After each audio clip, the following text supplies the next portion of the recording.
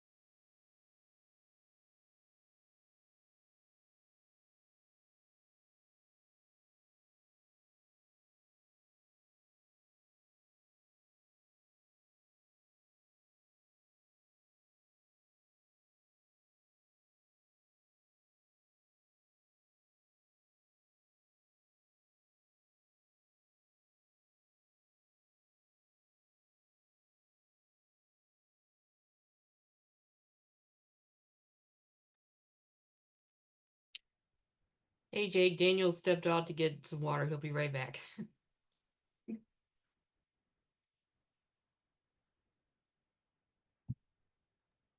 There he is. Hi, everyone. Good evening. I'll be just plugging my phone and we can get this party started. How's everyone doing?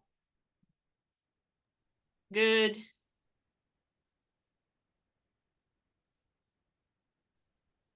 Plugged in. Okay. Um, well, good evening.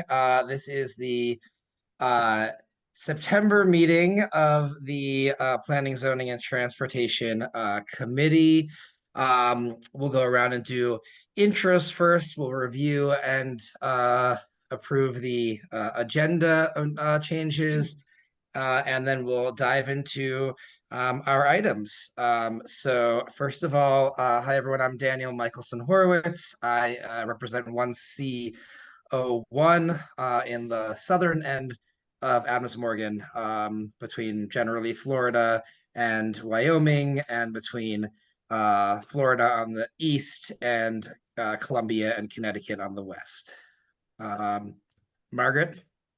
Hi, I'm Commissioner Stevens representing 1C05. So it's Adams Mill to Columbia to Ontario to 18th to Harvard and back to Adams Mill. And I apologize, last time I forgot Harvard Street. You guys are very much a part. Bad mistake, very much a part of our community. We love you and I'm sorry for that mistake. And that's all.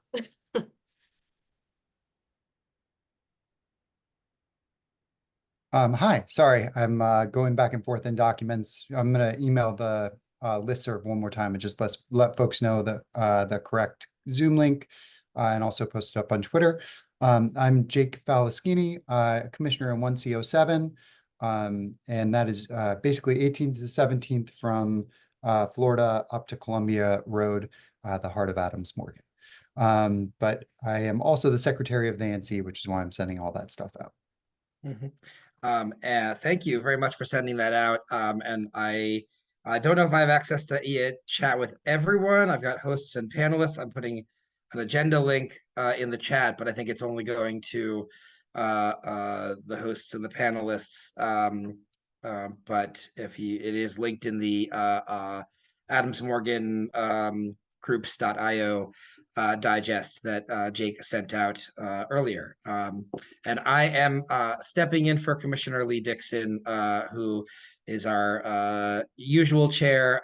I'll be chairing the meeting tonight. So with a quorum of three of us, let's take a look. Oh, thank you for sending that out to everyone. So our agenda, we have already on the agenda our presentation from the U Street Bus Priority Project from DDOT. And then we've got a zoning variance request from 2302 Ontario Road. And we'll be considering a resolution calling on WMATA to replace the circulator to make Adams Morgan whole. We have a couple of items that are proposed to add to the agenda. Folks are certainly here for these. So there's a 1837 Vernon Street zoning special exception request and a proposed zoning map amendment for 2384 Champlain Street Northwest. So I will move to add those to the agenda if that's needed. Second. Okay, all those in favor? Aye. All those, Sorry, I couldn't unmute it. Yes, aye. no worries. Anyone opposed? No abstentions? Okay, so we have everything has been added to the agenda. Jake, are you raising your hand for a comment?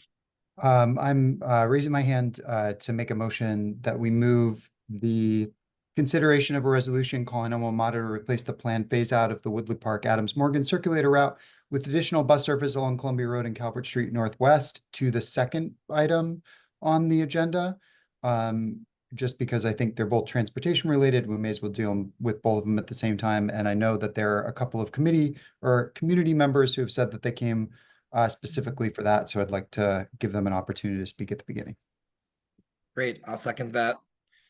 Okay, all in favor? Aye. Aye. Aye. Okay, great. So vote 3-0. We're gonna move the agenda around.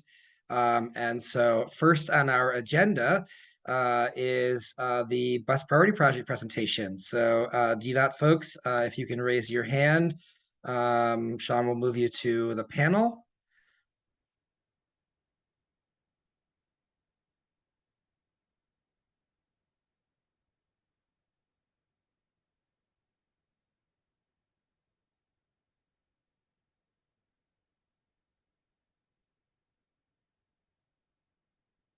Sorry, muted. Hey, everyone. Okay, hi, welcome. Um, uh, and before you kick off, I just I see a comment, a question in the chat about the Columbia Road bus priority project and the construction updates there. Folks are welcome to come to the full ANC meeting the first week of sorry, it's on the 9th of October. It's been moved for Rosh Hashanah. And there'll be an open public comment period there, regardless of whether it's a specific agenda item. You're welcome to comment during that time. But turning to the U Street priority project, Matthew, please take it away. Thank you. And you can share your screen if you have a presentation. Okay, I am attempting to share my screen, but I need to be enabled. All right, thumbs up. Okay, I'm going to try it again. Okay, I'm still getting the same notification. Let me see if I have security access to change that. I'm guessing that I believe in you. well, I'm guessing that Sean has that access. All right, well, okay, I think I have something different. Here we go. Okay. There it is. All right, and it's this one. There we go. Okay, great. Well, thank you guys so much for having me. I have some slides to share with you, but this is who I am, and this is my contact information. It will also be at the end of the slideshow, and we'll get these up on these slides we can share with you, and we will post on our website as well. But I am here to discuss the U Street Northwest Bus Priority Project. We sent out a concept selection letter to all of our ANCs, and then you guys reached out, and so here I am. But let me tell you about our program and then get into the details of this specific project. On the right, you see a map of our bus priority network that the city is building towards. You also see what we have built, what's in planning, and what is to come. But this is to be able to provide better transit service throughout the district, to get people where they need to go, and improve overall safety and the overall experience, to make sure that we're doing that effectively. And this is a vision of over 51 projects. The U Street corridor is just under a mile in length, going from 18th Street Northwest to 9th Street Northwest. You can also see how that corridor connects to the other planned and existing projects within the network. So really kind of a hub within the corridor itself. But more specifically, as we zoom in on U Street, these are our goals, kind of what we've talked about as far as the vision of bus priority and kind of making transit better in the district. But also U Street has some unique challenges. Certainly the kind of nightlife and curb use is a big one. Loading and the kind of commercial activity.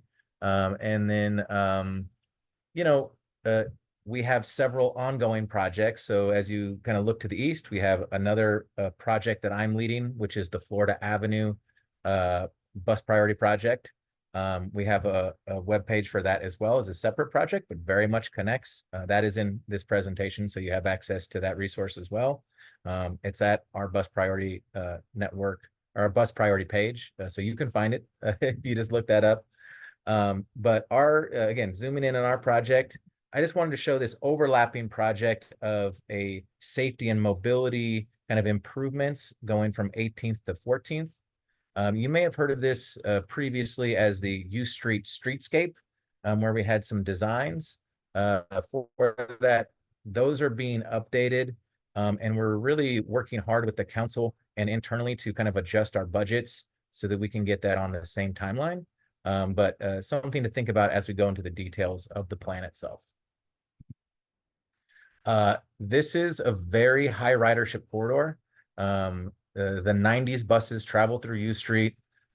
This 18,400 daily riders makes it combined makes it the second highest ridership corridor in the city, just behind the 70s routes, which, as you know, connects right there at 7th. So within kind of intersecting the corridor, just a couple blocks off of U Street. So that's 7th and Georgia Avenue. That's the highest ridership. So with the kind of Florida Avenue and U Street corridor combined, which the 90s all are, you have those two the highest ridership routes, WMATA routes in the city here within the area. I did want to note when we started this project, we were evaluating, I believe, comparing pre-pandemic to post-pandemic. We were kind of now looking at more post-pandemic numbers. But when we first came to the community, our 2022 numbers were about 15,800 daily riders.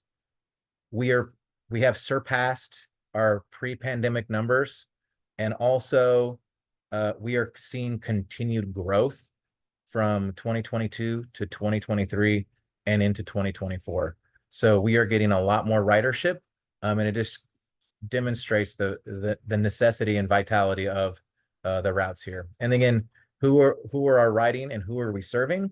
Our numbers from WMATA, but again, a lot of people of color and people of low-income households rely on our service. And we want to make it better because the buses are moving really slow. Our average bus speed is 6.7 miles per hour. We'd love to get, a kind of a goal of 10 to 12 miles per hour, really keeping those buses moving. But as you see, there's that red is on average 4 to 7 miles per hour.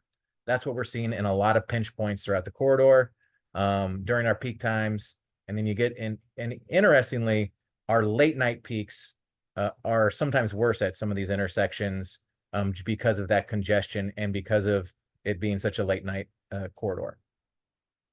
But as far as our service now, as it exists today, we're failing the grade. We've had lengthy, over a year's worth of community engagement to get us to this point. I think you're all familiar with it, with the corridor. We talked about those pinch points and congestion. We talked about, there was a lot of loading, double parking, a lot of pickup and drop off. Someone in our comments said it's just crazy. And we've seen that chaotic nature of it during the day and at night. And again, this unique challenges along U Street. But we have tools to kind of help us deal with those challenges, including the main configuration here is we are going to be using bus lanes, but they're going to be offset bus lanes. So you can see that in the top left here. We're not going to be running our bus lanes on the curb side. We're going to maintain that curb space and curb use because it's necessary, I think, for the corridor, but it'll also help our buses moving so that they're not having to navigate with people parked within the bus lanes. We also have bus bulb outs that bring the curb out to the buses, which will provide a safer environment for people getting on and off. It also is a safer environment for everyone on the roadway. You have less jockeying and people trying to pass around the bus. And it's proven to be a safer configuration. We'll be looking at removing and kind of reconfiguring our bus stop alignments and spacing so that we don't have a bus stop on every single block, because that really slows down our service. We're going to follow WMATA's guidelines as far as spacing to make sure it's more balanced. I kind of mentioned the curbside use and the need to manage that better. And then also making safety improvements throughout, especially for people walking, biking, and everyone else on the roadway. So the offset bus lanes, here's kind of an example of what it looks like with a couple of additional photos. But again, maintaining the parking lane and then having those bus lanes be offset. So one lane out from the curb and that parking lane. So maintaining that existing parking. Another priority you don't see here, but we're going to be really looking to move our stops from the near side of the intersection to the far side of the intersection. Again, it just helps with our operations. It's really streamlines it. So buses aren't getting stopped at multiple stoplights, going through different signal cycles. And also a safer and more convenient kind of operations for drivers and for everyone else driving on the roadway.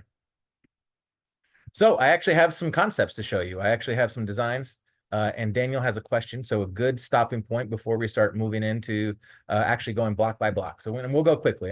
If I'm good on time. I don't know how we're doing, Daniel. You're right. Okay. It's the exact same question that Jake had, which was that the Okay. diagram you just showed had the stops on the near side of the intersection. Yeah.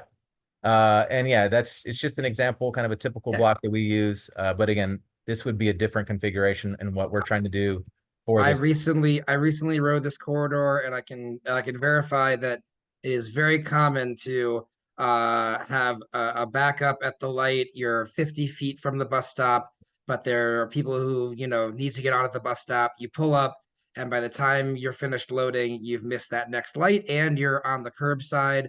So you're got several cars passing you when the light turns green. It's very, very slow on the corridor. So Yep. Jake, do you have any questions before we move on? Okay, great. So give us some plans here. All right. And I'm going to say just a slight caveat. We are starting the design phase now. These are the concepts that we sent out to you and the ANCs. And I just want to say, there will be some slight tweaks and alterations as we move forward, especially as we're kind of looking at the overlapping projects where we have kind of more of that safety and mobility project that I talked about earlier, right? And that's supposed to be for more kind of hardened, things. We're looking at these bus bulb outs, but there are some challenges with the existing drainage where, that may need to get phased in. And if we are not able to get that kind of budgets aligned to be able to do this at the same time, then we may phase in kind of bus lanes with pavement markings and again, striping with red paint, and then coming back for concrete with, again, additional investments. But we'll cross that bridge when we get there. So we're working hard to get those synced up. But as you can see, we're going to start on the western end of our corridor, which is 18th, but really it's Florida Avenue Northwest, but I don't want to get it confused with the other Florida Avenue, which is also Northwest. So we're just going to say, let's just say 18th. Okay, we're at 18th, and then we're just going to move our way east. Does that sound good? All right, thanks. So what you see here is one on the left, kind of going west. I'm sorry, going eastbound. We're adding in a proposed curb bump out, as well as kind of removing stops on 17th, because we also have stops on 16th, right? So like kind of those every other block rather than every single block having a bus stop. And again, continue to move. Here's where there may be some design changes. Again, our priorities are here, offset bus lanes, so we're maintaining the parking, but then moving our stops to the far side, which is an improvement for safety and operations, and then adding curb bump outs at those far side stops. That's kind of how we're trying to align this project and kind of most of our projects. So you can kind of see the bus stops remain at this intersection, but they're moved across the intersection. And then again, this is a really complicated intersection. We are still evaluating kind of a slip lane closure there, southbound onto New Hampshire, similarly to what we've done on the northbound side. We would love to harden that, the closure on the north side, but we're still evaluating kind of traffic operations on that southbound side. Again, safety improvements and kind of overall operations. And then the other piece of that is there is some serious drainage. We have like these triple inlets on those new kind of locations. So again, this may be one where we have to make some concessions in design before like really having to do some excavation and like redoing the drainage. Go ahead, Jake. Hi, I'm sorry, just going back to the previous slide about kind of the intersection up by 18th Street. Yeah. I see that there is a bus stop there, what looks like on the corner, or at least it seems to me, on the corner of the north side of where 18th meets where Florida and U Street come together. Yep. But I don't see a bulb out there. Is there a reason why there's no bulb out? Yeah, it's just the approach to that intersection and then being able to kind of get back out. We're not going past this. We're just I think the status quo of leaving that bus stop as is. I think there's that kind of slip lane there. And so there's turning traffic. There's a lot to navigate there as you start entering that intersection.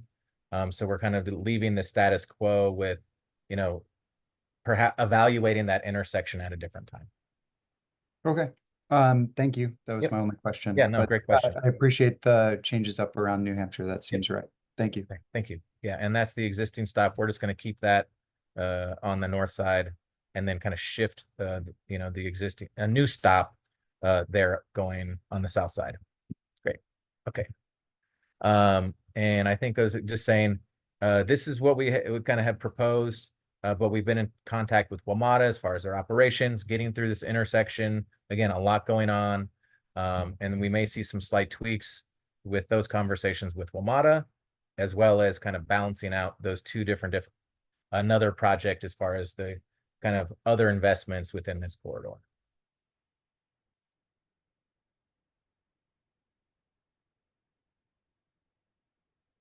Okay, moving forward, 16th to 15th. Again, some bus stop rebalancing.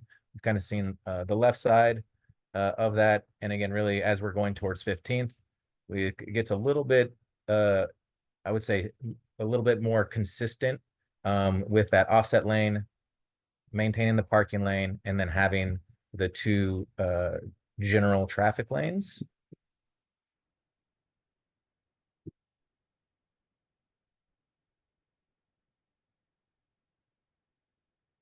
Kind of similar configuration, kind of what you've seen before.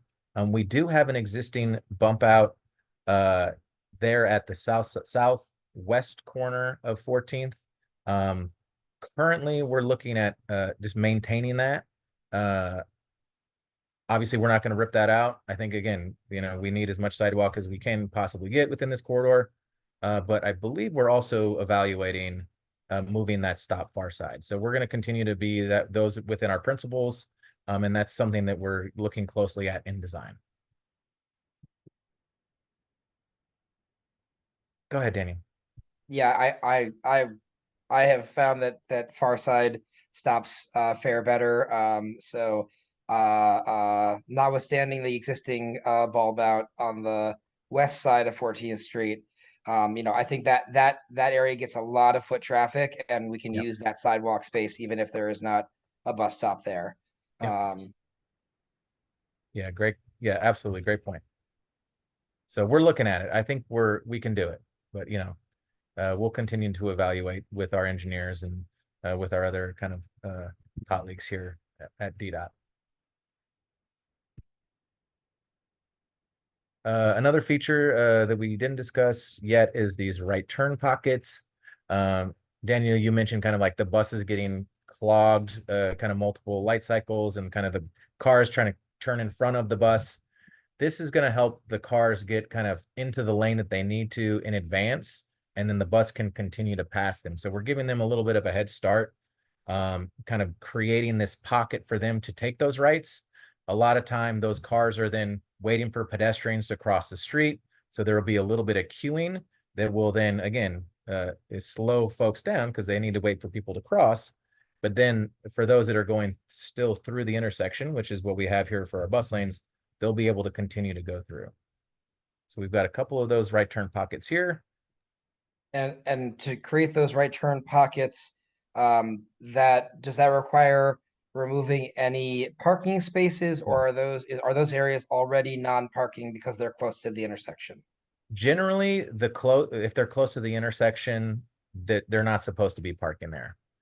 In this instance, what you're seeing, at least on the top left, is that the bus stop is there. There shouldn't be, that's no parking already, right? However, in some of these cases, to get enough distance for the cars to be able to kind of maneuver into that space, there will be 1 or 2 spaces that we'll be looking at to remove. However, when evaluating this entire project, with the bus stops being taken out, that's creating additional spaces. So there's no net loss of parking from what we've proposed here. That's good to know. Yep. And the cars that are making that right turn, getting into that pocket, they would be presumably passing through the bus lane. Yep. And there might end up being some queuing in the bus lane to get into the right pocket. But that's just part of the plan. And that's like really hammering out the distance needed as far as like that queuing. We do have those kind of analysis within our traffic analysis. So we do have kind of like, okay, well, during peak times, what are we seeing and what do we expect? And so, as you mentioned, kind of like making sure we have enough space for them to be able to queue. We're hoping that we can kind of take care of that, especially for those peak times. Like for the most part, like you wouldn't have that. But again, we'll look to address that in design. And you're right, like those kind of dashed lines as you approach, that's where we're saying people from the travel lane can then use that space within the dashed lines to then access the right turn lane.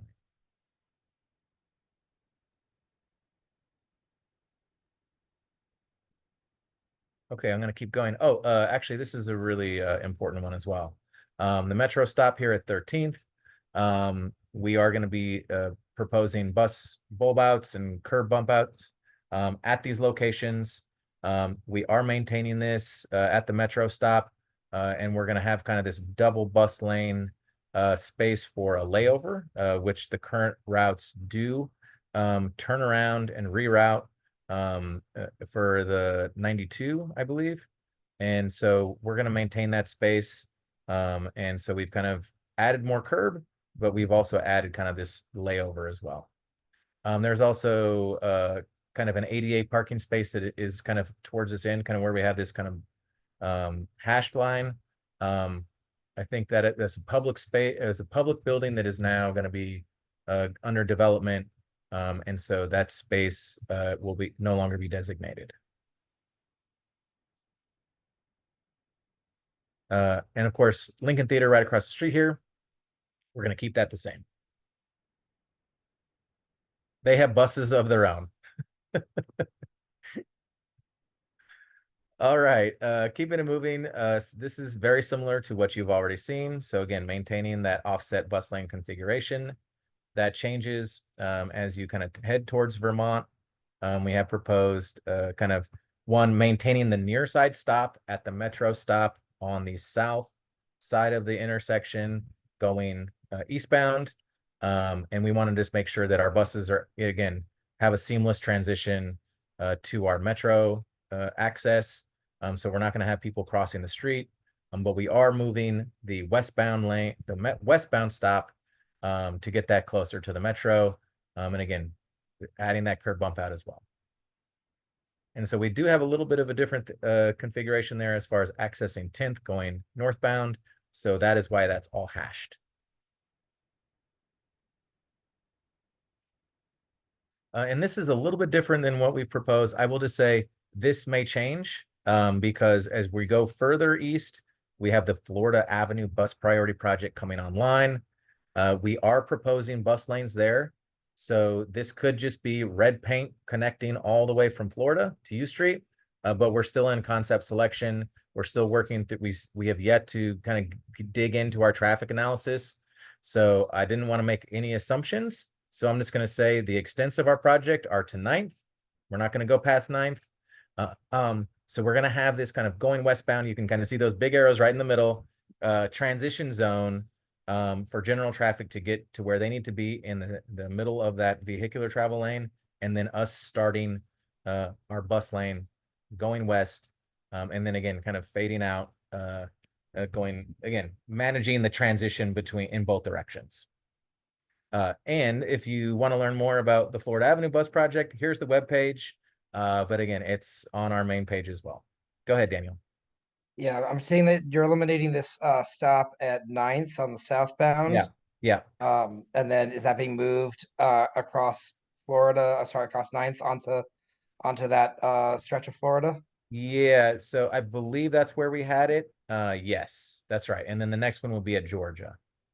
There was some balancing there. And again, some of that is TBD as we start moving stops that impacts the other stops. Right. But Georgia and 7th is a huge, Huge. huge intersection for us.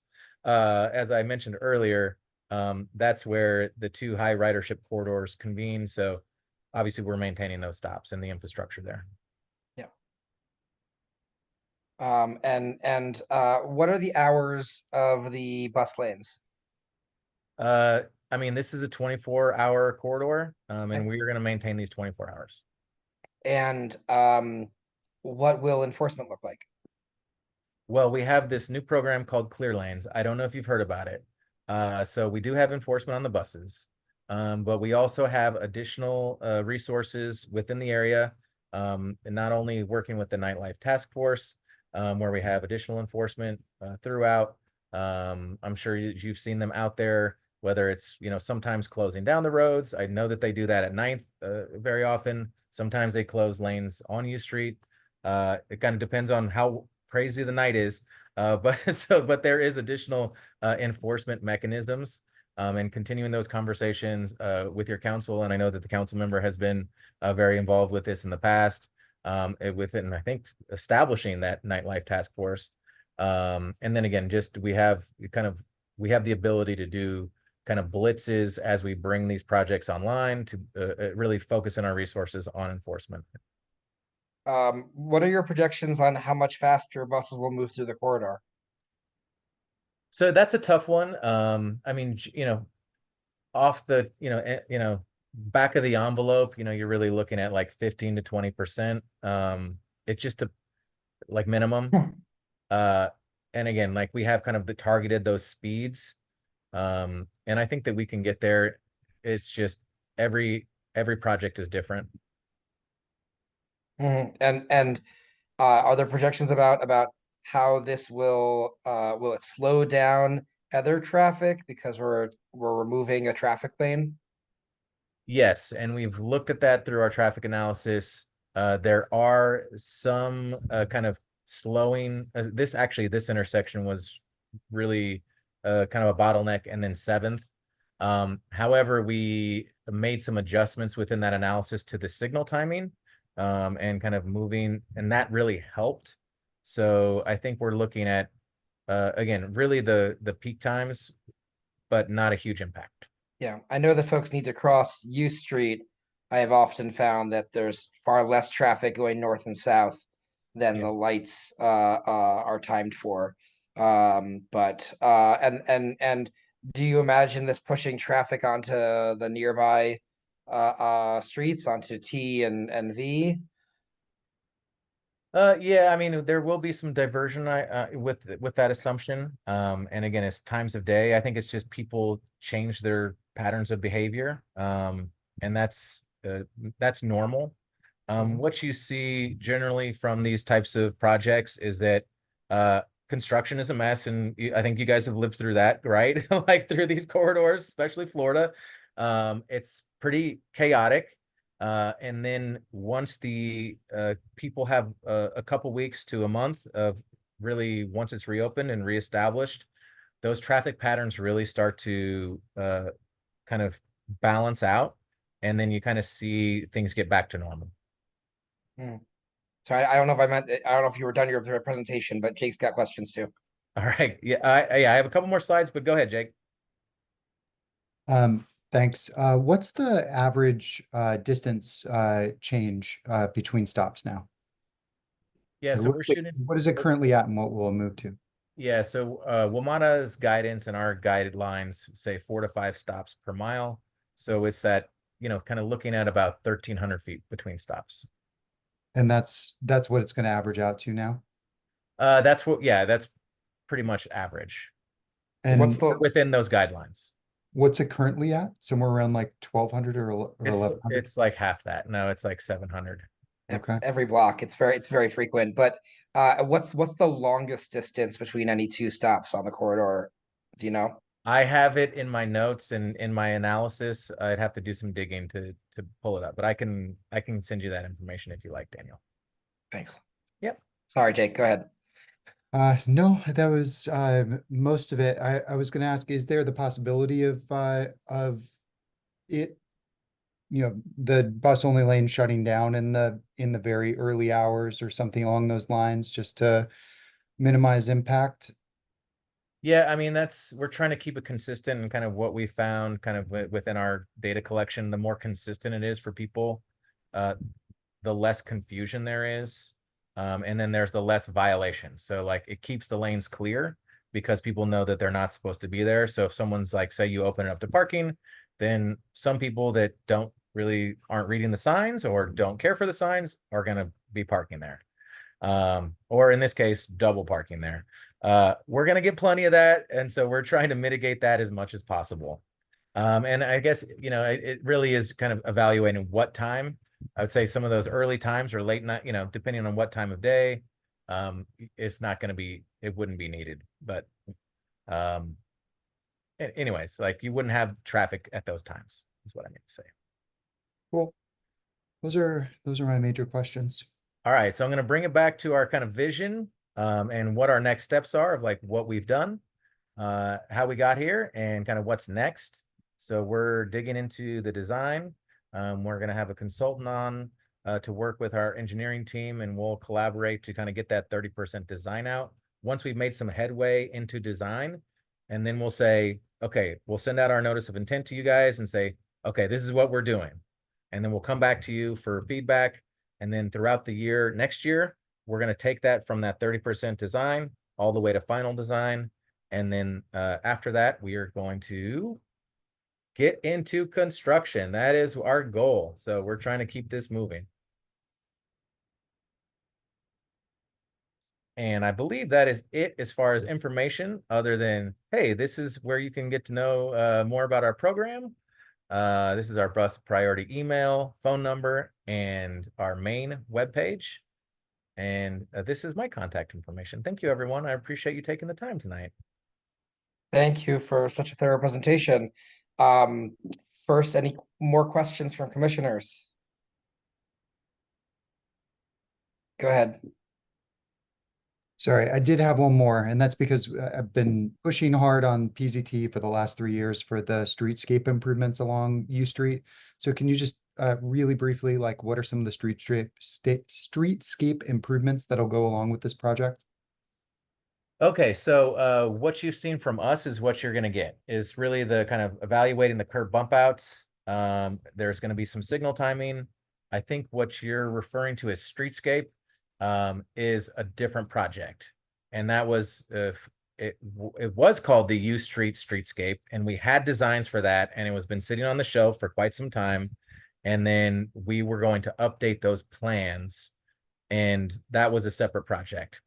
As this project has evolved, so has that project, and it is now moving out of IPMA and has been rebudgeted through the council's office to move into kind of our multimodal project delivery team, which is the same team that I'm working with to help design this project. So when I said that there are those two overlapping projects, that 14 to 18th, that was that streetscape project that what people have been talking about for some time. That's now kind of what we've dubbed the U Street corridor safety and mobility improvements. And there's still, again, what I was saying is we're trying to add those kind of additional elements of like hardening and like being able to add more permanent infrastructure to this. And that's what we need to kind of figure out. But that was just rebudgeted and reallocated this budget cycle. And those are continued conversations that we're having with the council's office and internally to figure out what we can actually deliver. Okay. Would certainly appreciate, like, once you know more about what that will deliver, just because we've written several resolutions about that over the years. Yes. I've written to myself, and Yes. you know, especially that sidewalk between 17th and Florida on U Street is an absolute disaster and just has to be redone as a part of this project. It is so unsafe for pedestrians. So And that, you're saying both sides? What's the priority for you, Jake? I just want to know as I'm looking into design. yeah, it's north and south side Okay. of U Street between 17th and the intersection of Florida, just between 18th. Yeah. That is like the bricks are all terrible. Okay. It's just really, really dangerous for pedestrians. Yeah. So would really appreciate that, especially being a part of the mix in this. And Yeah. then there's a lot of timing issues on the lights in that intersection of Yeah. Florida U and 18 Yeah. that really needs to be reworked as a part of this as well. Okay. No, good comments. Yeah. And I know that the pavement conditions on that block also are in pretty poor condition as well. Yeah. So would really appreciate just having like a full kind of analysis of that when this comes through. Okay, great. No, thank you for those. Thank you. Yes, sir. All right. Well, thank you again. If there are no more questions, Well, yeah, I go want to ahead, Daniel. open, Oh, sorry. Jake, can you confirm, do we open it at this point to public comments? Great. Okay. So if you have questions or comments, please raise your hand and Sean will move you to the panel. Okay.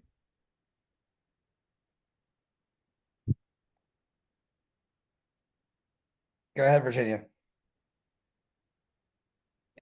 Okay, thanks. I got a professional degree thanks to the reliable availability of the 96 line. The frequency of bus stops is great and a real and valuable asset.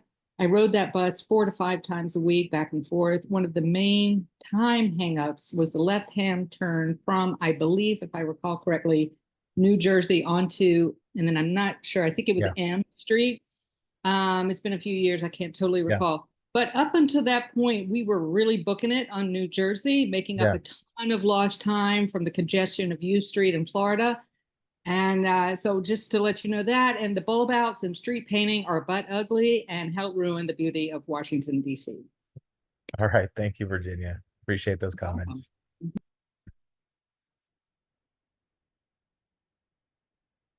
Anyone else? Ken, please go ahead.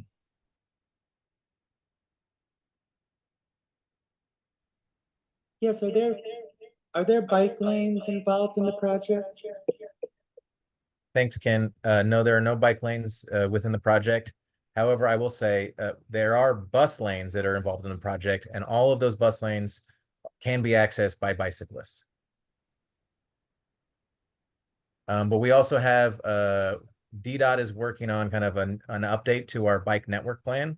And we also have pretty reliable parallel routes on either side of U Street. Thank you. You're welcome. Anyone else?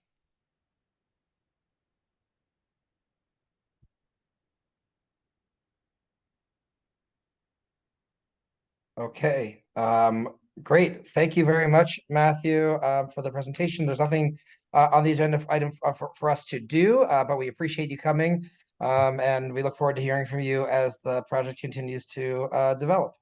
Thank you, guys. Appreciate all the thoughtful questions and spending some time with you in this evening. Take care and be well. Thank Talk to you. you soon. Okay, moving along. Commissioner Falaschini, would you like to introduce the resolution that you drafted regarding the circulator route? Oh, thank you. We're there already. Geez. Okay. Let me just grab the resolution. I put it in the agenda too. So any attendees that want to see it, I linked to it there. I don't believe I think I might have accidentally just have this in my own personal Google Drive. So we will move this to the ANC Google Drive and make it an official ANC document. So my apologies for that. But I just dropped the document in the chat. If there are issues accessing that, folks, please let me know. The resolution is on the planned elimination of the circulator bus system. Just to be clear, we've written 3 resolutions, I think, at this point. You want to share it up as well? What's that? You want to share it up as well? Oh yeah, sure. Hold on. Yep, that's in the right place. We do share screen. No, host disabled participant screen sharing. I'm now the co-host. So let's see if I can do it. There we go. There we go. There we go. All right, can everyone see this now? Well, yeah, everybody good? All right, cool. So folks know twice now when notices came out from the council that they might eliminate the council and or the mayor, that they might eliminate the circulator bus system. The ANC wrote resolutions protesting that and asking for the continuation of the circulator bus system. I think we all on the ANC, it was these have been unanimously passed over the years. I think everyone on the ANC recognizes the extent to which the circulator bus system and especially the Woodley Park Adams Morgan line is a boon to the neighborhood and fills in holes in the current WMATA system. And so we've opposed the elimination of it. That said, it does look like the council and the mayor are serious this time about getting rid of the circulator. I just got an email 2 days ago that was oh, hold on, I'm screen sharing. Let me just get back to there. An email the other day that was from the circulator system saying we're definitely going out of business by the end of this year. So they're serious. And I think we need to adjust our posture as an ANC to respond to the changes.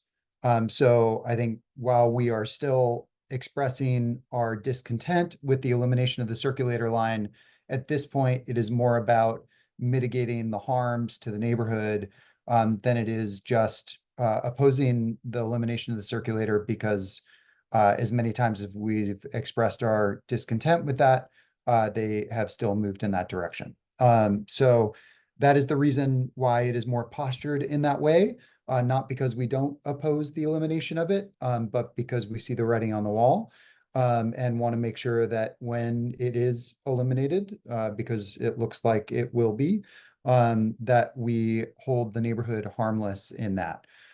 So folks can read it for themselves as far as the whereas clauses that just talk about the importance of this line, how many riders, why it's important, the satisfaction survey with it, how much it contributes to the reduction of traffic congestion, that it disproportionately impacts low-income folks and seniors in our neighborhood, and where we rely upon it as a fundamental right for the neighbors in our community.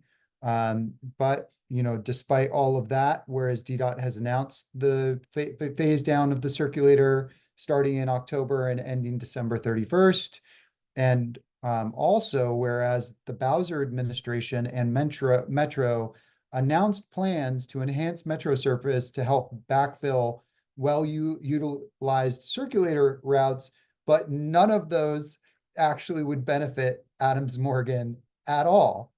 They would only backfill other routes, despite the fact that this is one of the most used in the entire city.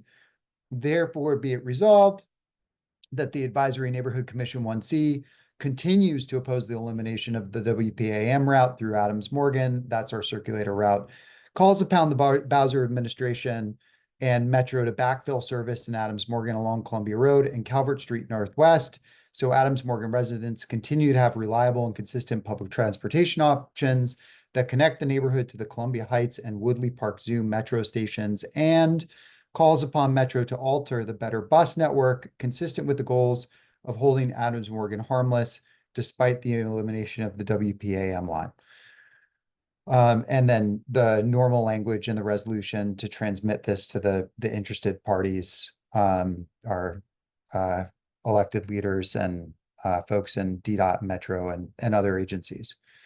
That is the resolution, and I will leave it there. Thank you very much, and thank you for your work in drafting this. It's very comprehensive. I thought it was very well written. I especially appreciated the notes about how Adams Morgan really is, the only high density corridor that is situated between 3 metro stations, and really isolated in that way, and folks really rely on this route to get to what is called the Adams Morgan metro station. It's almost a slap in the face. But I didn't have any edits when I read it, so I'm good. Commissioner Stevens, do you have any questions? No, I would like to vote yes on this tonight. But I did want to throw out one thing. So, and just kind of get y'all's opinion on it, but maybe we talk about it after our vote here. Well, actually, I'll throw it out now.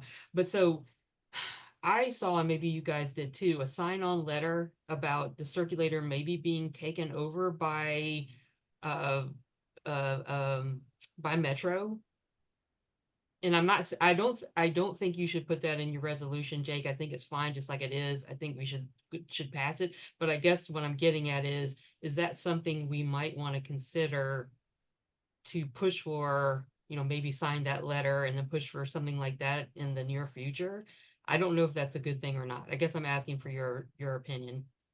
Yeah, to me, that holds the neighborhood harmless. It doesn't matter to me what agency is running this route, so long as it's being run and it's efficient and it's serving the neighbors. Yeah, I see that as fully complying with the second, therefore be it resolved that, if WMATA continues to run those, or sorry, the third, therefore be it resolved, which is calls upon Metro to alter the better bus network consistent with the goals of holding Adams Morgan harmless. If WMATA runs those lines in the exact same way that they've been run before, then that's holding us harmless. So yes, I completely agree, and I was planning to actually sign on to that letter, Commissioner Stevens. Great point. Okay. All right. And That answered my question. Thank you. Yeah, I agree. I think anything would, we're not excluding other possible solutions to the issue, but really calling on them to reconsider what they're doing, which is eliminating without any backup plan. Yeah. Great. General comments from the public before we move on this resolution. If you have comments, please raise your hand. Virginia, please go ahead. So are you kind of leaving it up to, I don't know, somebody DDOT or the mayor to figure out how to do it? In the resolution? Yes, I mean, at the end of the day, we're called on to advise these agencies, but I don't think that giving them too specific, a directive on how to is normally taken very well by the agencies. It's more, you call for them what you want to see as the outcome, and then allow them to, to figure out exactly how it's done, is often, how these work. But Okay, thanks. Can I ask one more question? yeah, of course. Has the circulator in general already been eliminated, or I just don't know the procedure. Does the council vote on it? The funding has been eliminated. And so the circulator routes will, the Adams Morgan Woodley Park route will end night service on October 1st of this year. So in a week and a half. And then on December 31st of this year, it will end, period. So that is the current message that we've received from DDOT and from the mayor's office. Okay, just sorry, one more. Did anybody, like, besides the mayor, who I'm assuming proposed it, did anybody else vote on it, like the council? It would have been a part of the agreed to budget between the council. It was a part of the agreed to budget between the council and the mayor. Okay, thank you.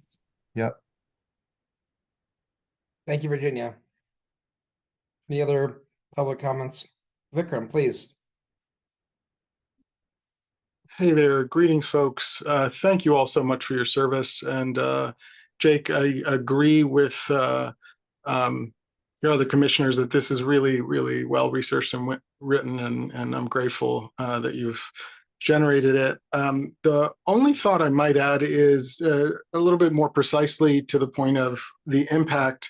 Right now, if you take a close look at the actual bus network, to get from Woodley Park to Columbia Heights without the circulator means you go from the L2 or 96 to 18th and Columbia, transfer to the 42, 43, and then only get as far as 16th and have to walk 2 more blocks, or take it all the way up to Lamont and Mount Pleasant and then transfer to the H8 and take that around to Columbia Heights. And that takes what is now probably a 10 or 12 minute ride and turns into a 2 or 3 transfer, easily 40 minutes, 1 hour. And so there's, just practically like a real big impact, for the 300,000 plus riders you mentioned.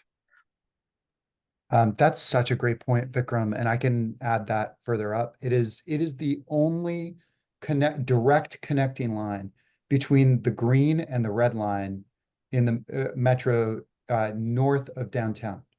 It's the only one that goes directly between the two. And the proposed elimination of this is just absolutely is so harmful to the city, not just for folks in our neighborhood, but generally across the city. I also, Vikram, I appreciate so much the work and the research that you've done and sent out to the neighborhood. So good. Really helped me wrap my head around some of this too. So just really thankful to you for the continued service that you provide to the neighborhood. You're such a great community member, and we really appreciate it. Thanks so much, Jake. I really appreciate that. That's, I think, all I really had to add, other than hopefully, this has an impact. And I did note in that email I sent on Monday to the listserv that there is a meeting scheduled between WMATA and DDOT to look at the transition on September 28th at 3 p.m. And I didn't understand from the oversight letter that was provided by the mayor, whether that would be any kind of open meeting. Often WMATA meetings are, but I don't know. But that might be one place to especially make sure the people in that room get this message. Thank you very much. Yeah. Any other questions or comments?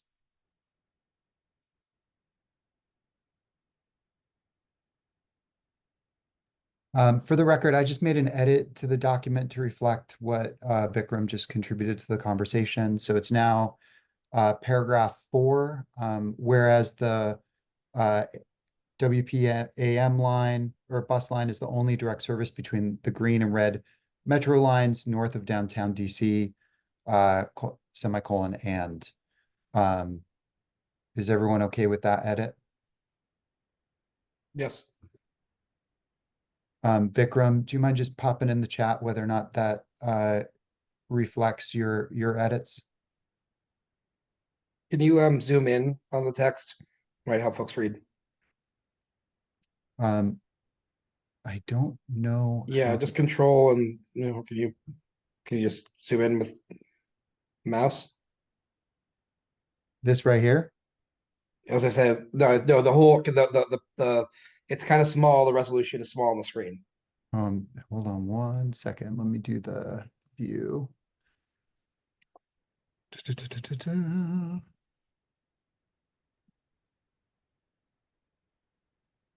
There, great. Sorry about that. Okay, now just that if folks are looking at it on full screen, should be bigger now. Thank you. Sure thing. There was talk about you know, necessity now to transfer and the extended, time it would take to transfer. I don't know if you want to say anything about, practically the impact.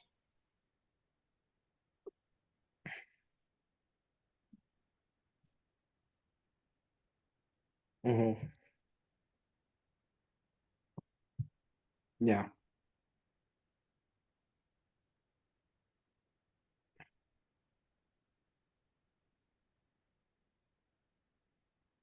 Sorry.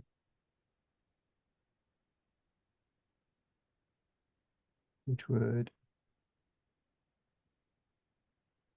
increase transfer times between the Columbia Heights and Woodby Park metro lines. Stations. Does that reflect it? Stations, I guess. Oh, yeah.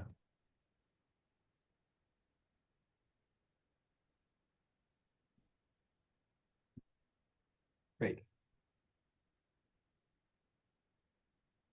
Yeah, that sounds good to me.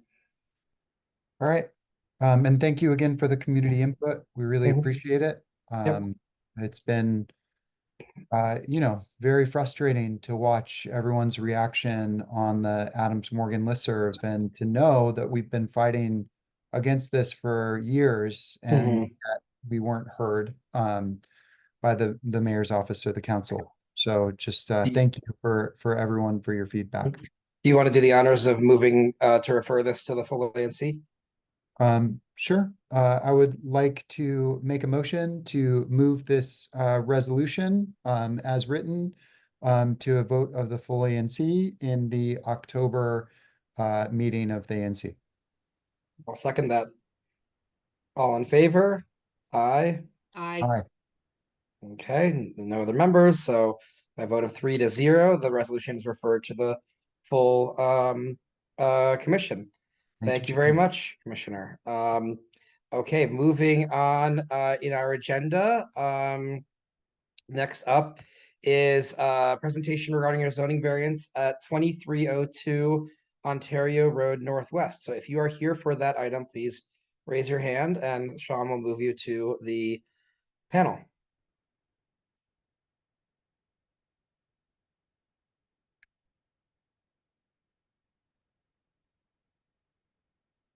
Hi.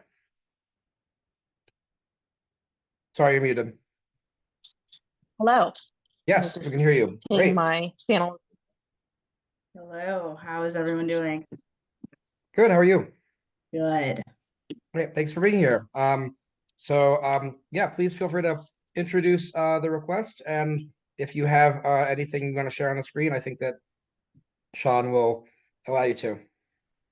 Yes, I think I have a presentation, so I will need access.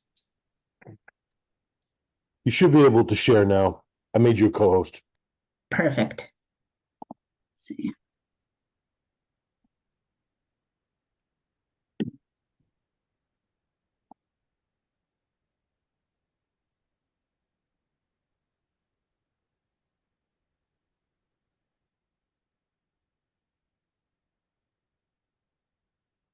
Okay, so let me know if everyone can see my screen. It's a little bit large for me. If you want to zoom out just a bit. Sure.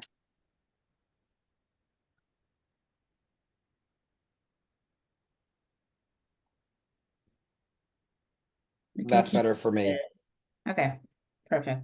So good evening, everyone. Thank you for your time today. We're here to discuss the 2302 Ontario Road Northwest property. I am the construction project manager at this property, and I also have the agent Hannah Clancy Thompson on board with me, and we're partnering up.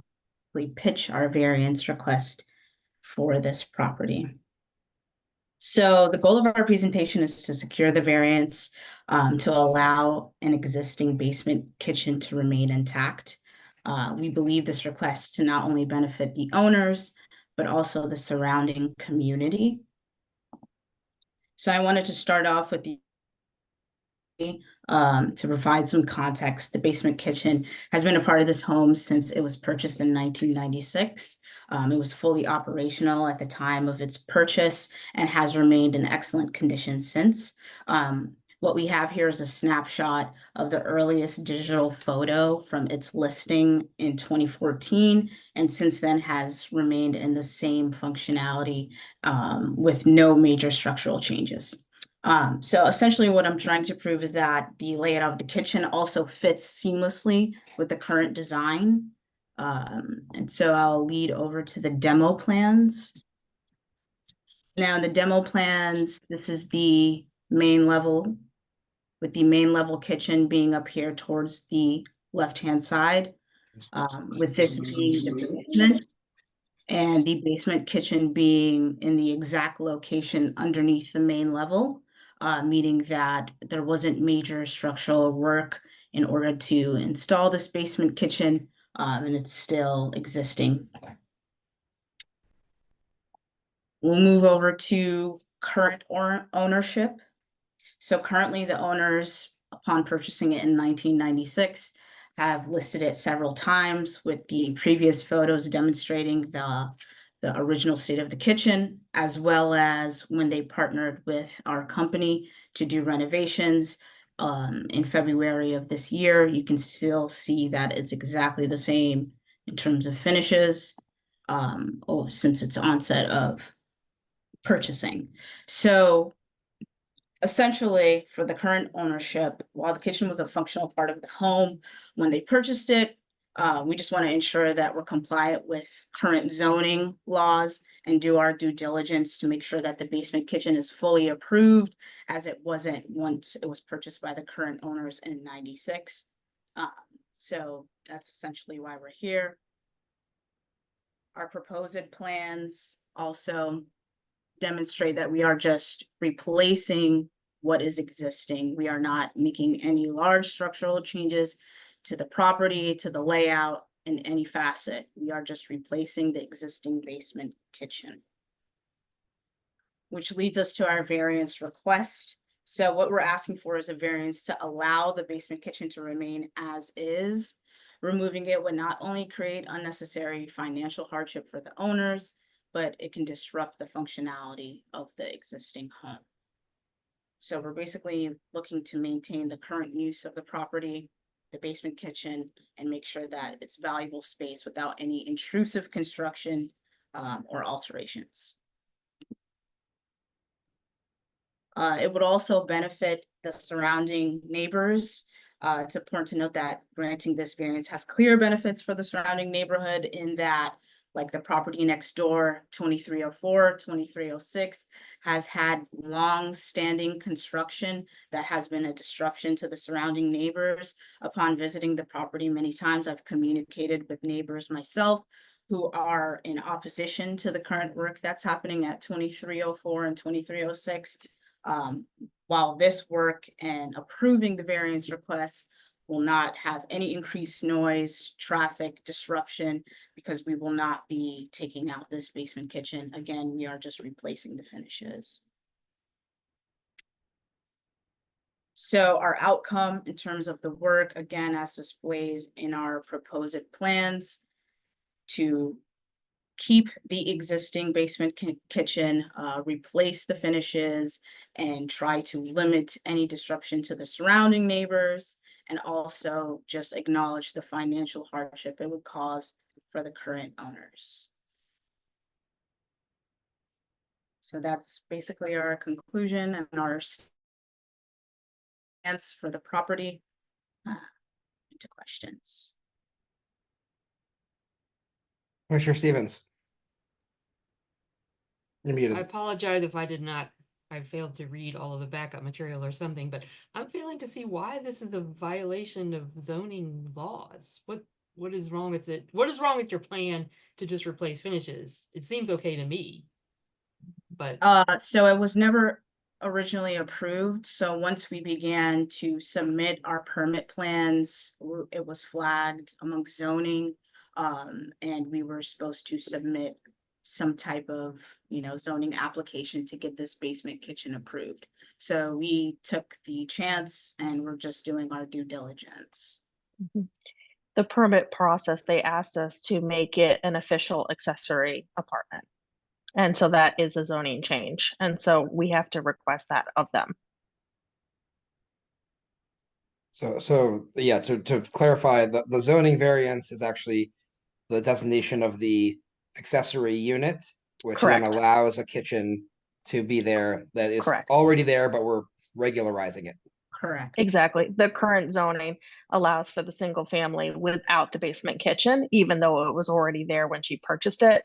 And so we're actually changing our zoning to convert it to having the cellar flat single dwelling unit with an accessory apartment. That's the official language that's in the got it. zoning Okay. memo. Okay. Does the owner plan to rent or intend to rent the unit, or is this part of the use of the house? Currently, well, she has been living there. This was her home, and then she rented it for a period of time before either Yusra or I came in. And now at this point, she's going to be staying in the Virginia area rather than the DC area, and is considering selling the property rather than like renting it or doing something that way. But the idea is to maintain the kitchen, which adds value to whomever would own it, whether it was her or anybody else, because it allows them to actually continue to keep that kitchen space. Otherwise, the permits office would ask us to demo and remove the kitchen. And there is another kitchen in the building, Correct. right? Yeah. There's the main sort of typical main level living. There's living, dining, kitchen, and it heads out to the back. I have no objections to this. Commissioner Falskini? Yeah, so this is in my district. It's like a half a block away from my house, and I know the neighbors. I know everyone on that block. It's had so much Yes. construction happening. Yes. And the whole block is just getting carved up to hell. And It is. so many of our neighbors are leaving. And if we don't allow for like some ADUs to be used on that block, they're all going to get carved up. They're all going to get turned into like 4-story apartment buildings. And this is a great way to allow for single family occupancy still with another unit that they can use to rent, and to increase the total number of people that can come into the neighborhood while still maintaining our family size housing. So I think it's absolutely the right thing to do. And as the commissioner from that district, I would just, it already sounds like folks are leaning towards supporting, but I would just highly encourage everyone to support this. And I think it's a great idea.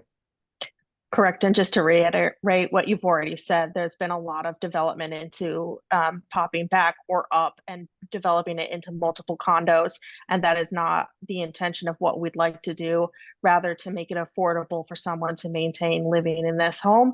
And of course, we're not separating the units. So if someone wants to move in and use all of the space and use it as, an in-law suite for multiple family generations to live together, et cetera, it gives you the opportunity to do whatever it is that you'd like with the space, but maintains the ability to handle affordability should you go through a period of time where you need that assistance.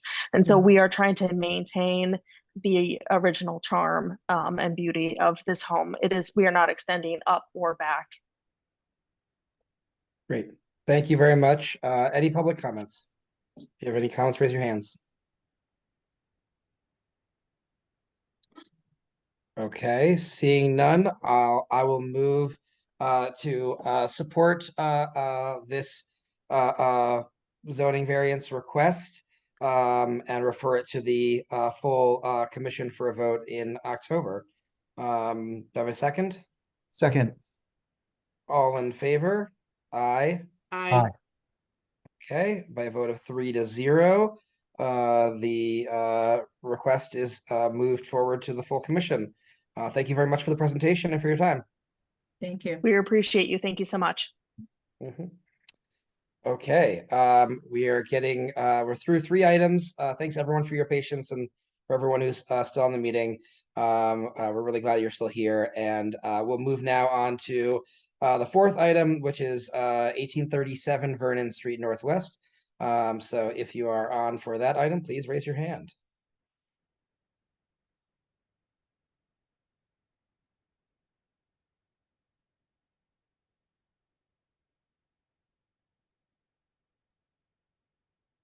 Good evening. You're muted. Sorry about that. Good evening. No How's worries. everyone? Good. Thank you for being here, CJ and Karen. Do you have a presentation you need to share? I do. Okay, Let me great. see. I don't use a lot of Zoom, so the share The screen bottom, button the is share button. in the yeah, bottom. I see it. There we go. Mhm.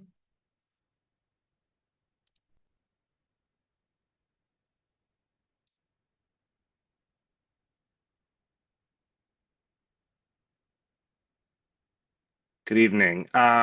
Thank you Hey. for your time. This is the property on the screen here. Everybody can see this, correct? Can you just zoom out just a little bit? It's a little bit big for my screen. No, just Tell move it me to the when top. you're Yeah, move it to the top left now. I think it's pretty good. I don't know okay. if Cool. it works for me. Thank you. Great.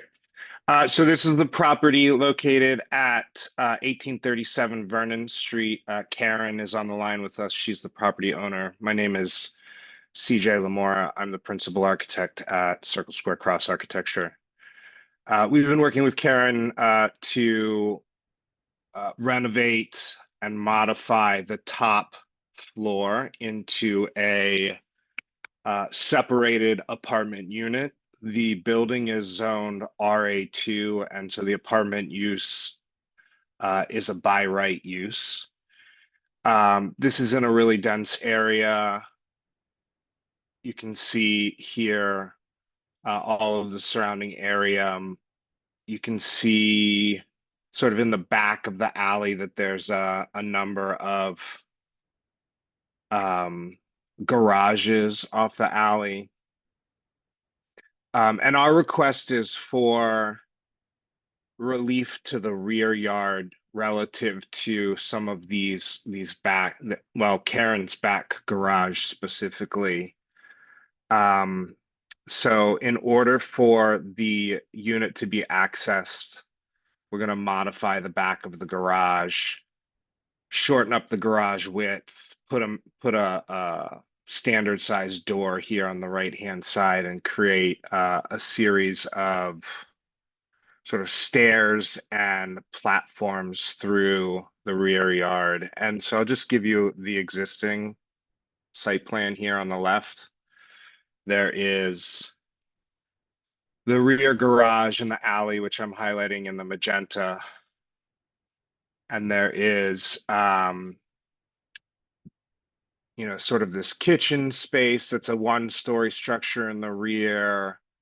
And so we've really only got sort of a very small area of the lot that's not occupied.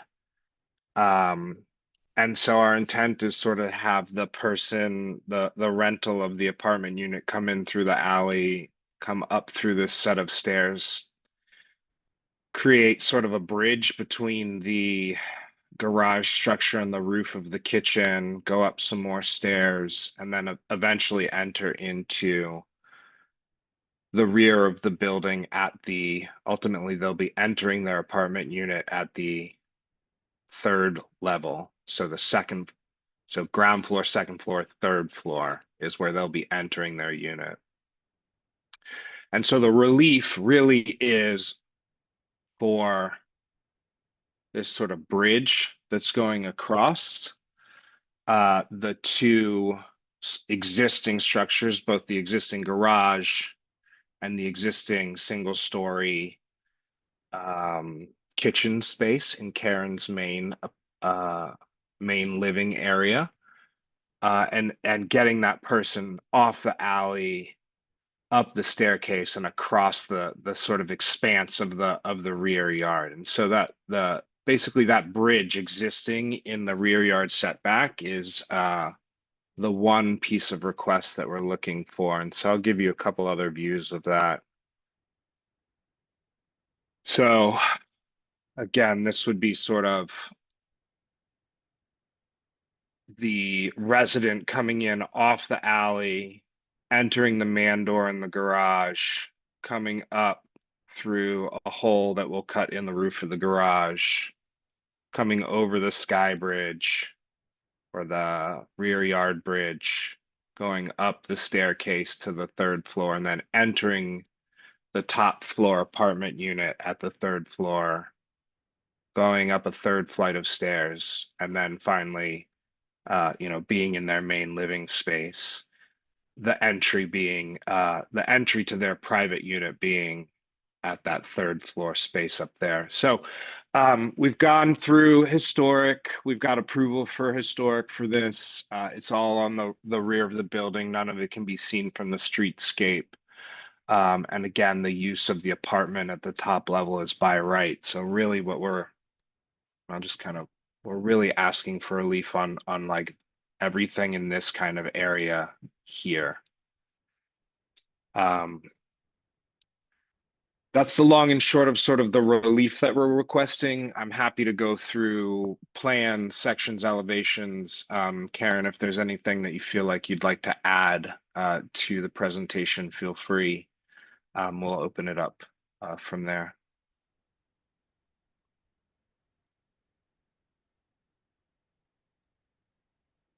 Great. Anything else to add? No, I think CJ did a great job. He always does.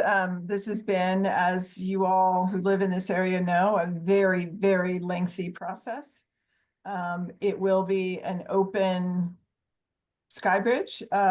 Light and water will pass through it. It is not enclosed, as you can see. So it really was just that the permit got held up in the zoning review because of the rear yard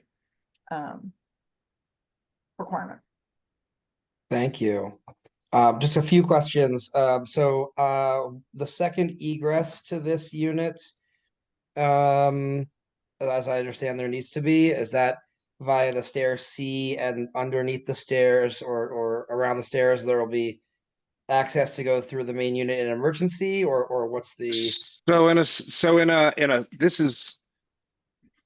This is not a commercial like apartment building. Okay, thank you. Where you would have units above a certain level that would require a second means of egress.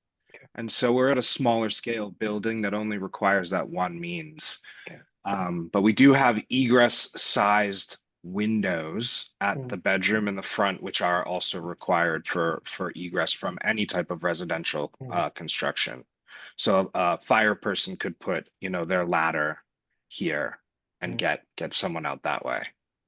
The stair C, there's a new enclosure around that. So is that Correct. essentially expanding the aerial footprint of the house over that stair? So we are not allowed to expand any non-conforming conditions. And because of the level that this is actually at the penthouse level of the building.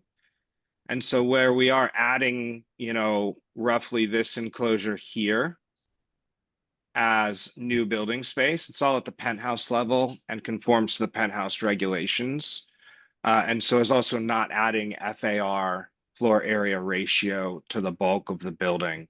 In the, at least in the way that zoning calculates FAR, penthouse is considered bonus space.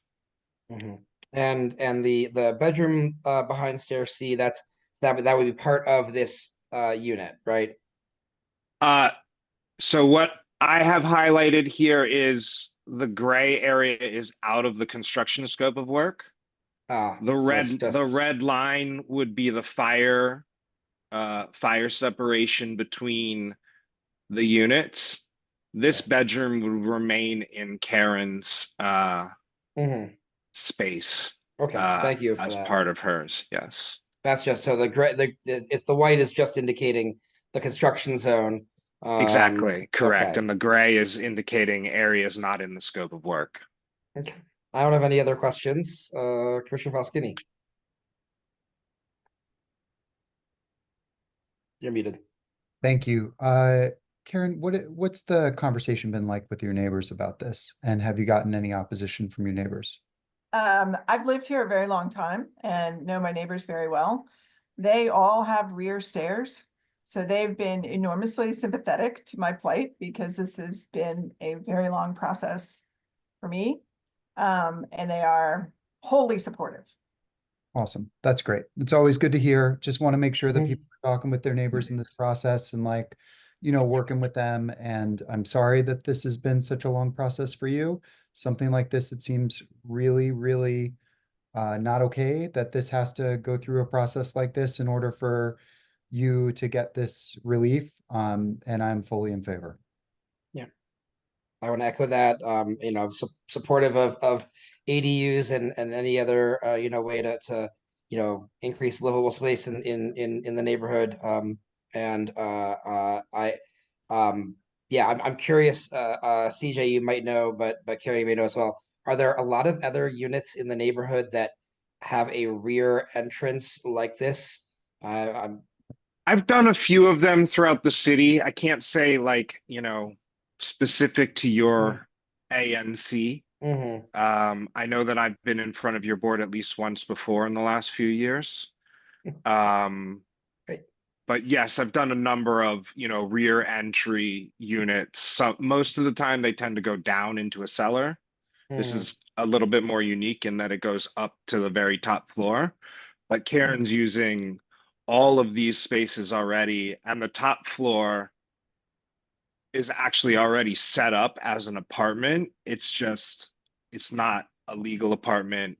It's not fire separated. And the circulation currently is through her main staircase in her personal space. Okay, I've got no further questions. Any public questions? Comments? Please feel free to raise a hand. Okay, absent any further comments, I will move to support this request and move it to the full commission in October. Have a second? Great. Second, I just as a friendly amendment with the support of the PZT committee. Thank you. Awesome. Looking forward to seeing you in October. Appreciate it. Wait, let's hold just on. vote. All in sorry. favor? All in favor of indicating PZT committee's support for this request at the full commission in October. All in favor, aye? Aye. Okay, vote of 3-0. Let's move forward. Thank you for your time. Many thanks. Fantastic. Have a nice evening. Bye now. Okay, we are down to our last item. So let's get to it. This is consideration of proposed PUD and zoning map amendment at 2384 Champlain Street Northwest. If you're here for this item, please raise your hand. It's Will and Neil are the two.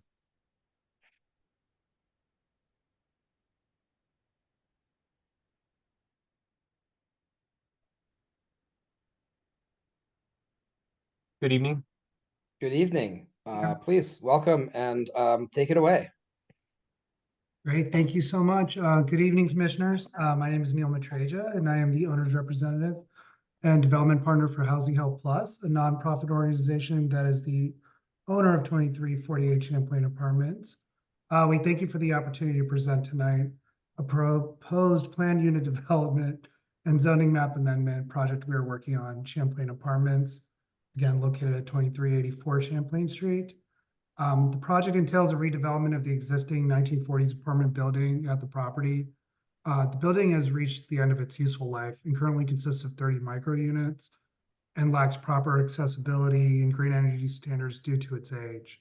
So we've been working with the existing tenants on a redevelopment strategy that would preserve the existing 30 affordable units that are currently on the property and add an additional 14 affordable units. The new project would provide existing tenants relocation assistance during construction and a right to return to the property to a comparable unit and rent level following construction as well. The team includes housing to home to ensure that process is seamless for them, while they are being relocated. And again, currently the property are devoted to households that can earn up to 80% MFI. The new project will be devoted to a mix of households earning between 30% and 80% MFI. And we'll have units devoted to permanent supportive housing as well. So additionally, this path for redevelopment will allow their development to meet all current accessibility standards and follow Green Enterprise Community Plus energy requirements. Green Enterprise Community Energy, not Plus, for a more efficient and modern building, and have basically all the bells and whistles that current buildings provide. The existing tenants are in support of this project, which will advance several policies and recommendations contained under the comprehensive plan and 2015 Adams Morgan framework regarding the preservation and expansion of affordable housing. We did file a notice of intent with Colson Stores for this project, and that was mailed to the ANC and the surrounding neighbors. I believe it was June 14th of this year. And so, we hope to proceed down this path and, file for a PUD application first quarter of next year. I'll turn it over to Will to give you a little bit more detail about the project, and then happy to answer any questions you may all have. And thank you again for letting us have the opportunity to present tonight. Great. Thank you so much, Neil. My name is Will Tays. I'm a managing principal at Tays Warren Architects, and we've been working with Neil and his group on the redesign of this project. I'm going to share my screen to show a little bit of the architecture and talk a little bit about some of the planning principles that we use to design this project. So this is the current view of the existing building. It's a relatively subdued building. It has some really nice, elegant masonry detailing, which I'll come back to shortly. But as Neil pointed out, it's really reached the end of its useful life. And so we're proposing to remove the building, replace it with a modern building that's sustainable, a modern building that's affordable, a modern building that's accessible. Before I get too far along, I just wanted to orient everybody to where the property is. It's on the west side of Champlain Street between Columbia Road and Calorama. And this is our vision for what we want to replace the structure with. We are building a building that's slightly taller. We are, as part of this process, the PUD is requesting an upzoning from RA2 recook overlay to an RA3 zone. I think one thing that is important to point out is, although we're permitted to go up to 75 feet, we feel like the scale is a little bit overwhelming for the neighborhood, and so we're capping this at 50 feet. We are providing some parking at the rear. We are providing an internal trash room. We are providing an elevator. We're providing units that are thoughtful and well laid out and really respectful of their inhabitants. And I also want to talk a little bit about some of the planning principles with regard to the front facade. And I think it was important for us to create a building that had a clearly marked entry here on the left-hand side of the building, but also creating a degree of transparency along the base. So you can see into the lobby, you can see into the leasing office, you can see into the community room. And so all of those, having an engagement and a connection with the street at that lower level was really important. The intent is the building would be a masonry construction, honoring some of the masonry detailing that's in the original structure, but a more modern interpretation. The Champlain's a very narrow street, so we don't have the ability to do some of the public space bay projections that we do on other projects, but we wanted to create some depth to the facade. And so the idea is we're creating a combination of larger glass opening with casement windows to allow natural ventilation, but also a sense of kind of an upper level porch element. So we're still working out the details, but I think our vision is to have this building that reads as a very strong base that has a degree of transparency to the community, and then giving folks above a reasonable amount of both private space in the interior, and then trying to figure out a way to capture some exterior space for them. At this point, I will leave the image up and then answer any questions to the architecture, and Neil is here to answer any questions as to the use. Go ahead, Commissioner Falskini. So this is in my district. I live right down the street. I've two in my so much construction happening right now in 1C07. Honestly, you have me at deeply affordable housing, but I'll continue as though you didn't. My wife works in affordable housing, and it's something I care very, very deeply about. And so the work that you all are doing on this is so important.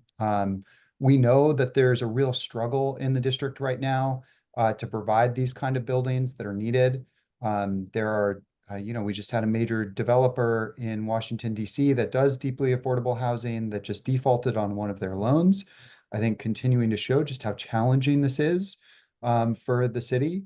And so it really is so important that we provide affordable housing for everyone in our neighborhood, to continue to have the kind of diverse cultural exchanges that we want to have in Adams Morgan, to continue to have the kind of diverse school that we have in Marie Reed. And so we really just, I appreciate this so much, and want to thank you all for your commitment to this kind of work. It sounds like you've got a tenant's letter that's in support of this, which is always it's always the first question that I ask is, what are you doing to make sure that the tenants get to stay?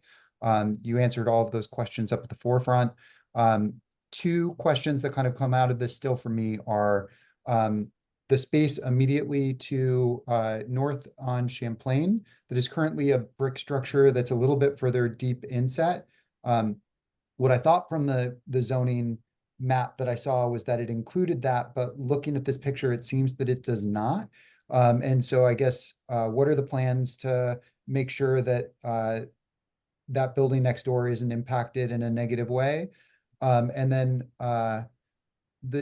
from my passing, I was trying to visualize this project. I went up and I was staring at the south end of the Line Hotel. It does look to me like there are some windows in the Line Hotel that are at that level, that are at about 50 feet up.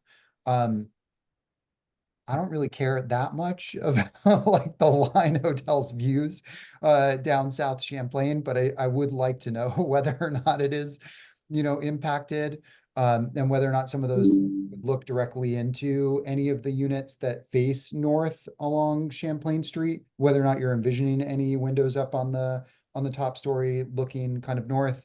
And then the last question is really around the PUD status, and like why the PUD as opposed to the just zoning map amendment without the PUD. So those were my kind of three major questions on this. So I think I just want to make sure that I understood them. So the first question was the impact on the property to the north. The second question was the relationship of this structure to the Line Hotel and the impact thereof. And then the last one was the PUD status. So Neil, I'll start with you at the question number 3, and maybe we can work backwards if that's You're reading my mind, Will. So no, I really appreciate it. And Commissioner, if I also may, as you mentioned, I've been an affordable housing developer for a little over 20 years. And this project in specific, along with several others in 2017, received preservation funds to keep it affordable, which that covenant expires in 2019. My partnership with Housing Help Plus, we were the first ones that were to approach we were the first ones that received this loan that are all now maturing to come up with a development program that actually works and keeps the financing in place and keeps it affordable before the covenant expires. So it is a challenging market. I just wanted to point the importance of that. To answer your question, so we did look, we did get as-builts done last year, tried to see if we could do it, as a retrofit and develop the project, the property that way. And unfortunately, what that yields is 20 units to get it all up to current code, accessibility standards, and meet green requirements that are now required by DC code, as well as the public funding that's available for affordable housing in the district. To answer the heart of your question, so surprisingly, you would think with the surrounding buildings that this project would be part of the future land use map, and it's not. It's currently zoned RA2, and actually does not allow for the proper zoning that we needed. We were actually looking at an MU5A and thought that's what it would go for. And then after having discussions with Office of Planning, we had a meeting with 2 meetings with them. And so they were the ones that said it falls more in line with the RA3 PUD. And so we've been pursuing it that way. And luckily, the good news behind that is that it achieves almost exactly what we were looking for with the MU5A zone. That's really it. Will turn over you for 1 and 2. Sure. So I mean, the intent here, Neil, is that we're really just looking at PUD for just this property, right? We're not extending that boundary to the property to the north. Right. And I want, go ahead, Neil. No, I was gonna say, again, that's tied in with the future land use map and the way Office of Planning views it. So, then it makes it specific for just this property. And then I think the other piece, and I wanted to go back to this image because this, I think, refers, Commissioner, to some of the windows at the Line Hotel here that you see and sort of the impact those. So we are, we will be, as a reference point, this is the existing building here. So we will be going a little bit taller. So there will be some impact. The other aspect, and I'm going to jump ahead to a site plan. So this is that lower building that's set back and then the Line Hotel. So there is still some separation.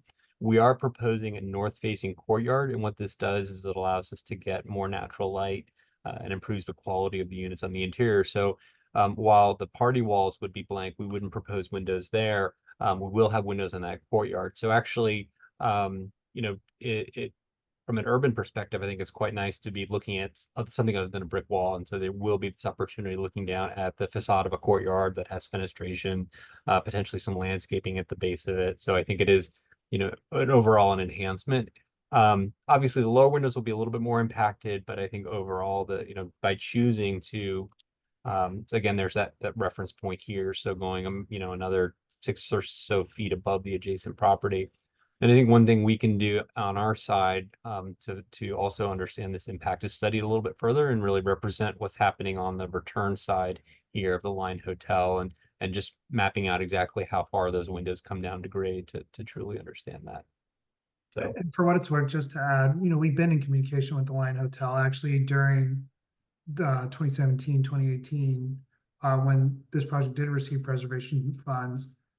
They were aware of it, and they were very supportive of this, and it was part of their process as well.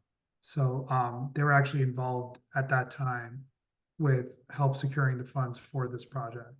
And so, they continue to be supportive, but, as Will stated, we definitely do need to study it more on our end.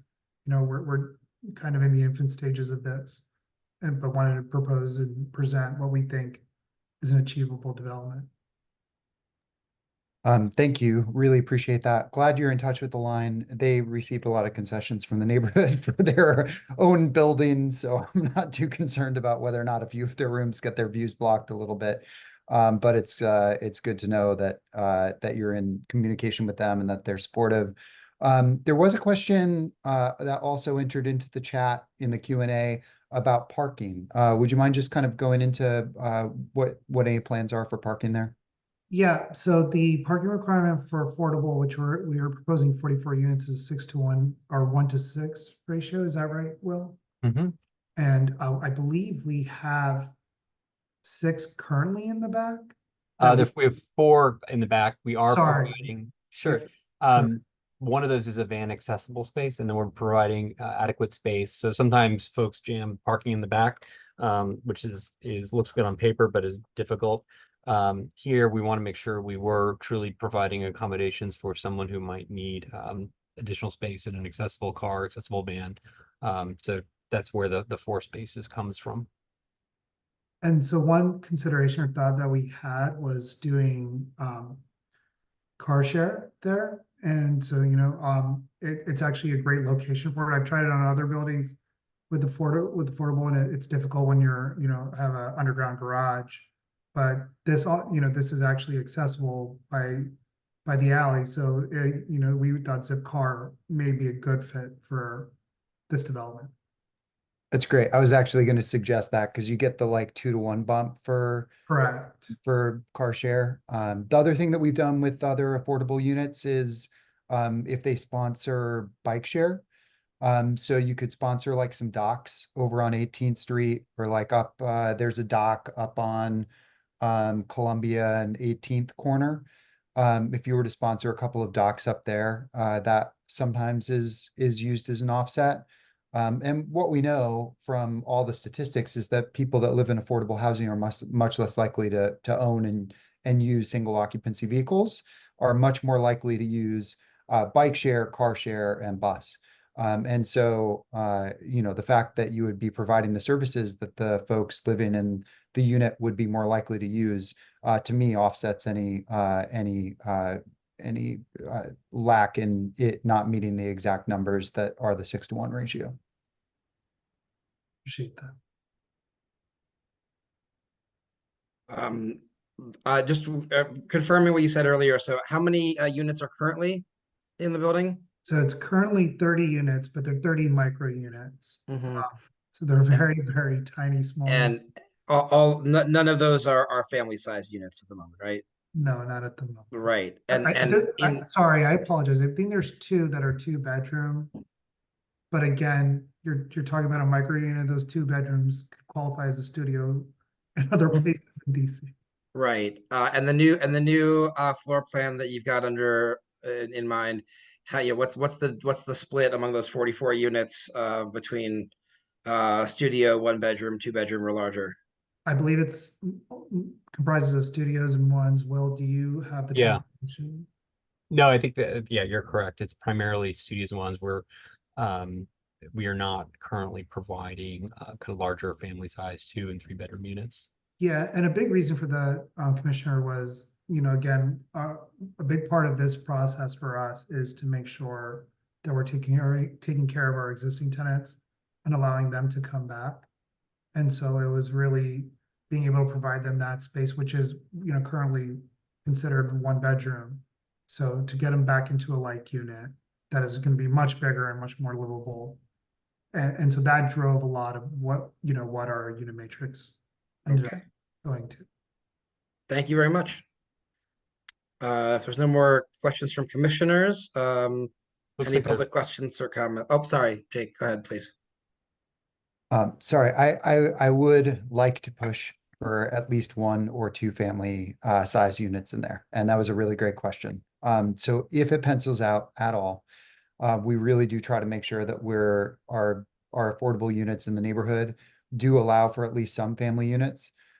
So if there is any possibility at all, we would really appreciate you trying to look and see if you could do even 1 or 2 2-bedroom units.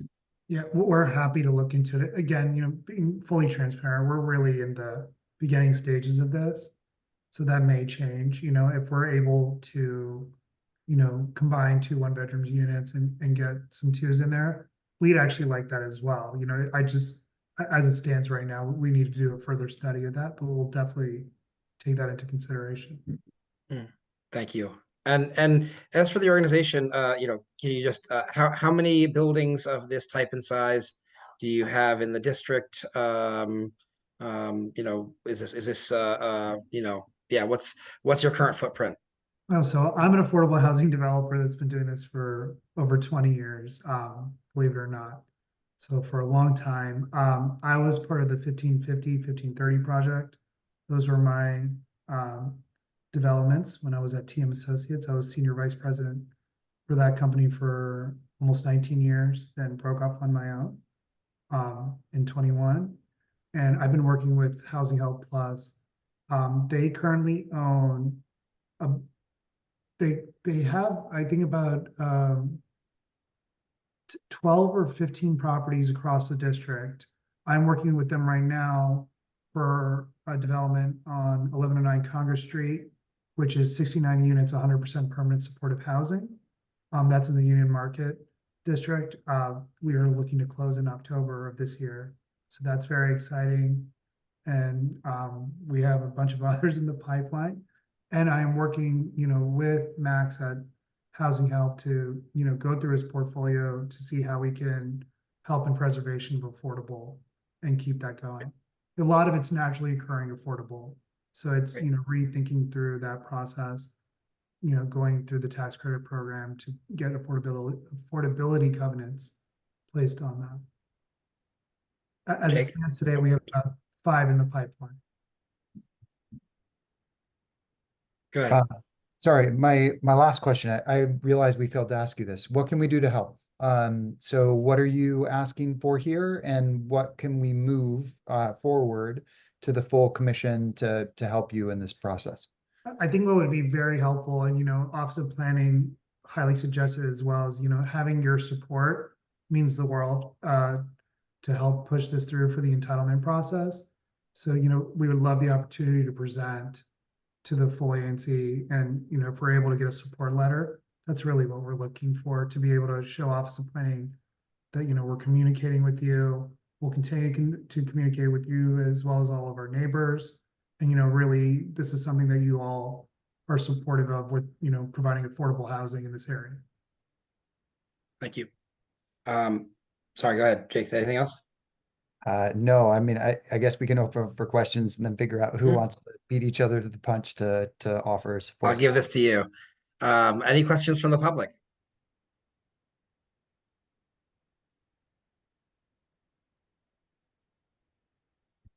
Okay, Jake, take us away.